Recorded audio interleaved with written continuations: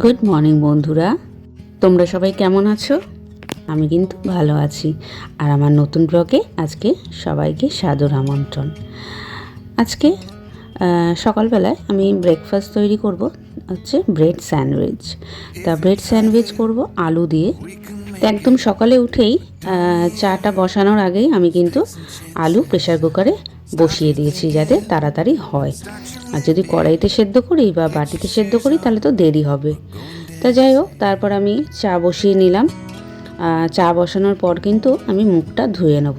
ধুয়ে নিয়ে একটু বসে চা খাবো, ততক্ষণ আলুটা আমার সেদ্ধও হয়ে যাবে। আর তারপর একটু ঠান্ডা করতে দেব।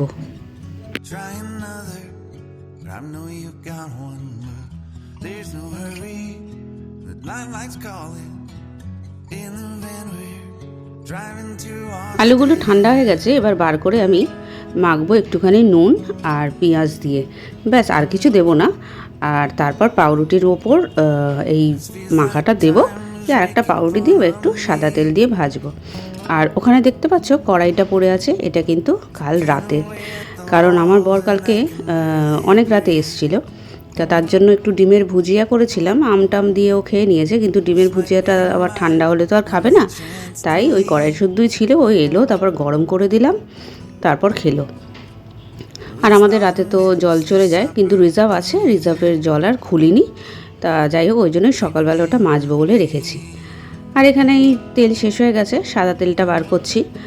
আর পরে দেখতে পারবে সর্ষের তেলটাও ঢালবো, ওটাও শেষ হয়ে গেছে। তা ওইখানে যেটা দেখছো ভাত বসানো আছে, ওটা কিন্তু ননদের, ও আলাদা খায়। একই ঘরে থাকি, কিন্তু ওর আলাদা রান্না আর আমাদের আলাদা রান্না। তো এই দেখো স্যান্ডউইচগুলো এবার করব। আর বরমশাই বলেছিল যে, মানে মেসেজ করে জিজ্ঞেস করেছিলাম খাবে কি খাবে না, তো ও বললো না খাবো না। তা যাই হোক, ছেলে খাবে দুটো, আমি একটা নিয়ে নেবো। ও তিনটে খাবে বললো, আমি একটা নিয়ে নেবো। আর শ্বশুরমশাইকে আম দিয়ে রুটি দিয়ে দেবো। তো যাই হোক, দেখো এখানে স্যান্ডউইচটা করে নিচ্ছি।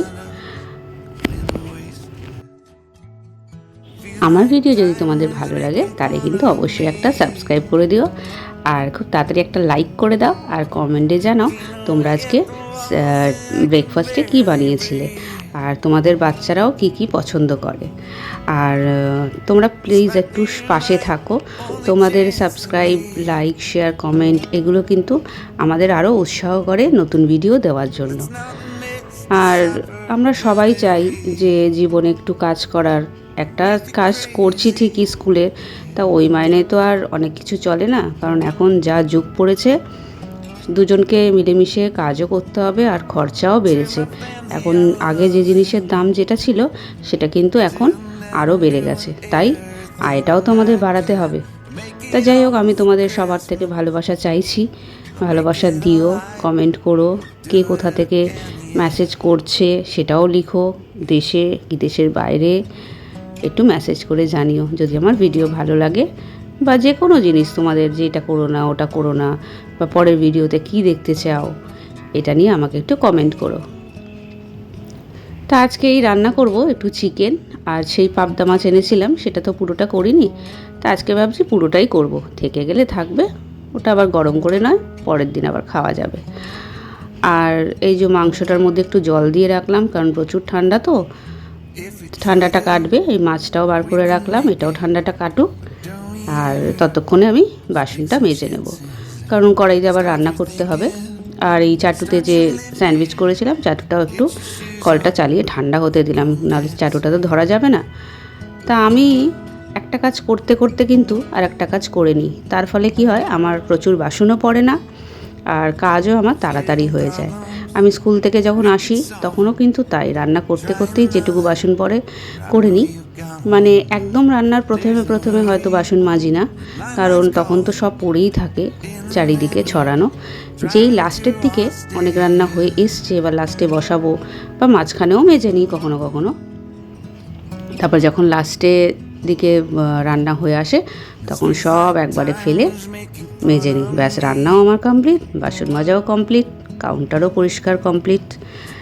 তাই এইভাবে দেখো, এই মাজা হয়ে গেল আমার কড়াই টড়াই, এবার রান্না বসাবো। আর এইখানটা একটু মুছে নিচ্ছি। আর তারপরে দেখলাম প্রেশার কুকারটা পড়ে আছে, এবার প্রেশার কুকারও তো মাজতে হবে। তা যাই হোক, আলুটা সেদ্ধ করেছি, তার জন্য প্রেশার কুকারটাও মেজে নিলাম। ব্যাস, আমার অনেকটা কাজ একটু হালকা হয়ে গেল। ওই প্রেশার কুকার বড় বড় বাসন পড়লে না, সেগুলো যেন মাথা খারাপ হয়ে যায়। ছোটো ছোটো বাসন তাড়াতাড়ি হয়ে যায়, কিন্তু বড় বাসন দেখলেই যেন মাথা গরম হয়ে যায়। যাই হোক, এগুলো মেজে রেখে দিলে কিন্তু মাথাটা ঠান্ডা, আর একটা কাজ কম মনে হয়।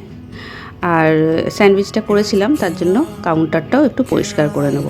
আবার রান্না করব ঠিকই, কিন্তু আমি না এই একটু একটু করে নিই, একটু একটু মুছে নিই, বেশ জায়গাটা দেখতেও ভালো লাগে, পরিষ্কারও লাগে, আর খালিও হয়ে থাকে।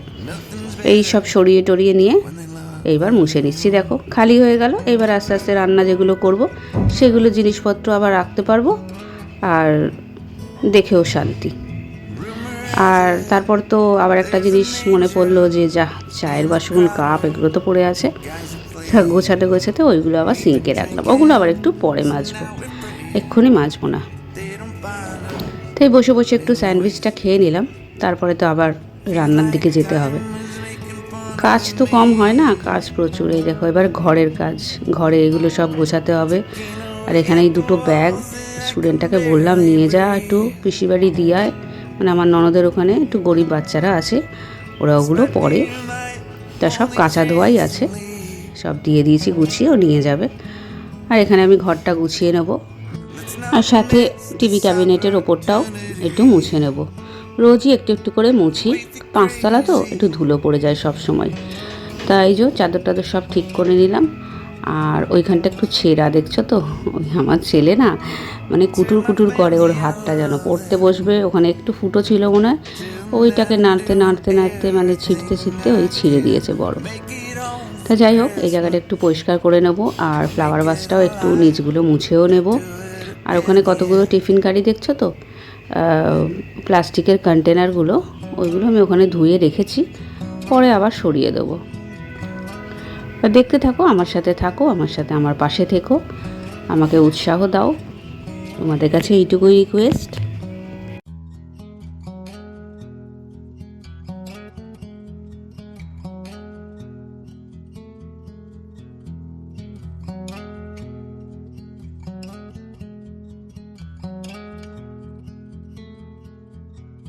If we tried it, we can make it. But don't we ever just take some chances and stop your thinking and start your living. Get your shoes on, we're going dancing. এবার চলে এলাম রান্নাঘরে রান্না করতে। তা ওইদিকে ভাতটা চাপিয়ে দিয়েছি, আর কড়াইটা রেখে দিলাম, এখনও কড়াইটা মানে ফ্লেম অন করিনি। তা পেঁয়াজগুলো কেটে নিই, কারণ মাংস করব, মাংস করতে গেলে তো অনেকটাই পেঁয়াজ লাগবে। তাই কাটাকুটিগুলো করে নিই, কারণ আমি ছুরি দিয়ে না অতটা পারি না, আমি বটিতেই আমার কমফর্টেবল লাগে। আর মাছগুলো, আমি তো পাবদা মাছ করব, আগেই বললাম, পাবদা মাছগুলোকে নুন হলুদ মাখিয়ে দেবো। আর ওইখানটা একটু হাত দিয়ে জল দিয়ে মুছে নিচ্ছি, কারণ আদাটা একটু ঘষবো। এই ছোট ছোট এই জিনিসগুলো রাখলে না, এর মধ্যে কিন্তু আদা ঘষাটা ভালোই হয়। তো ওই যে দেখো, সর্ষের তেলও বার করে রেখেছি। আর বাবা, পাবদা মাছ যা ফাটছে বন্ধুরা, তাড়াতাড়ি করে দিয়ে ঢাকা দিয়ে পাবদা মাছগুলো ভাজছিলাম, তারপর ঢাকনাটা খুলে একটু উল্টে পাল্টে দিচ্ছি। আর এবার পাবদা মাছের ঝাল করব। তা কড়াইতে কালো জিরে ফোড়ন দিলাম, আদা দিলাম, হলুদ লঙ্কার গুঁড়ো দিলাম, আর একটুখানি টমেটো পেস্ট দেবো। আর সর্ষে যে পাউডারটা গুলে রেখেছিলাম, কিছুক্ষণ আগেই গুলে রেখেছিলাম, একটু নুন দিয়ে পাউডারটা ইউজ করি, সেটা দিয়ে একটুখানি কষে জল দিয়ে দিয়েছি। ব্যাস, এবার ঢাকা দিয়ে একটু কিছুক্ষণ হোক। তাই দেখো, এই রান্না করার সময় কিন্তু আবার দেখো পুরো জায়গা আমার কিরম বেশি হয়ে রয়েছে, আর বাসনও পড়েছে, সমস্ত পড়েছে। তা এখন পরিষ্কার করবো না, এই মাংসটা বসিয়ে দিয়ে তারপর তার কোনো রান্না নেই, ব্যাস তখন পুরো কাউন্টার খালি করব, যা যা মাজার সেগুলো সিঙ্কে রাখবো, আর সব মেজে ফেলবো। তা কারণ এখন এই তরকারিতে এখন লাগবে হলুদ লঙ্কা নুন, এইসব তো লাগবে, আদা রসুন পেস্ট করব, সবই লাগবে, এখন তো গুছিয়ে লাভ নেই। তা সব যখন কষবো তখন কিন্তু সব গোছাবো। দেখতে থাকো তোমরা।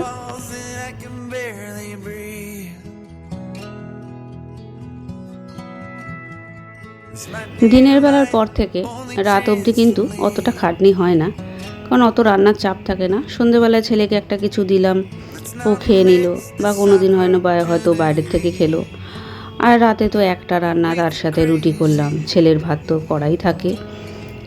কিন্তু দিনের বেলায় এই সকালবেলায় উঠে থেকে এই সমস্ত কাজ, আর এই একবার বাসন পড়লো, দেখলে তো বন্ধুরা, সকালে একবার মাজলাম টিফিনের, আবার রান্নার আগে আবার মাজলাম, আবার রান্নারগুলো তো পড়বেই, আবার দুপুরেরগুলো আছে। দুপুরেরগুলো আমি আর দুপুরে মাজি না, একবারে চা খাওয়ার সময় বিকেলবেলা মেজে নিই, বা হয়তো পড়ে থাকে একবার রাতে যখন রান্না করতে যাই তখন মেজে নিই, রান্না করতে করতে ঢাকা দিয়ে মেজে নিই, সময় লাগে না। তা কিন্তু সকালবেলায় তো খুবই ব্যস্ততার মধ্যে চলে, এক একটা জিনিস করা, এক একটা জিনিস গোছানো, আবার বাসন মাজা, সেগুলোকে আবার তোলা। তাই দেখো মাংসটা করতে করতে কিন্তু আমি সমস্ত জায়গার জিনিস জায়গায় রেখেও দিচ্ছি, আর কাউন্টারটা মুছতেও থাকছি। আর ওইখানে একটা ডেচকি আছে দেখো, তার উপর চিনির কৌটো আছে, ওর মধ্যে আমি স্ট্যান্ড রেখে ভিডিও করছিলাম। মানে ভিডিও করার সময় ক্যামেরাটা চারিদিকে রাখতে হয়, তো ওইখানে রেখে করছিলাম। তাই দেখো যা বাসন আমার কাউন্টারে ছিল সব সিঙ্কে রেখে দিয়েছিলাম, এবার সব কটা মেজে তুলে দেব। ব্যাস, তাহলে আমার কাউন্টারও পরিষ্কার আর বাসন মাজাও কমপ্লিট। আর একটা ব্রাশ আছে আমার এই সিঙ্ক টিঙ্ক পরিষ্কার করার জন্য, এখনই পরিষ্কার করে নিলাম। তারপর নিচটাও মুছবো, একবার নিচ টিচ মুছে পরিষ্কার করে দেবো, কারণ মাংস কষতে তো একটু টাইম লাগবে, ও ঢাকা দিয়ে কষতে কষতে আমার এইসব হয়ে যাবে। তো আজকেই করলাম পাবদা মাছের ঝাল আর মাংস। আজকের ভিডিওটা তাহলে এখানেই শেষ করলাম, দেখা হবে নেক্সট একটা ব্লগের সাথে।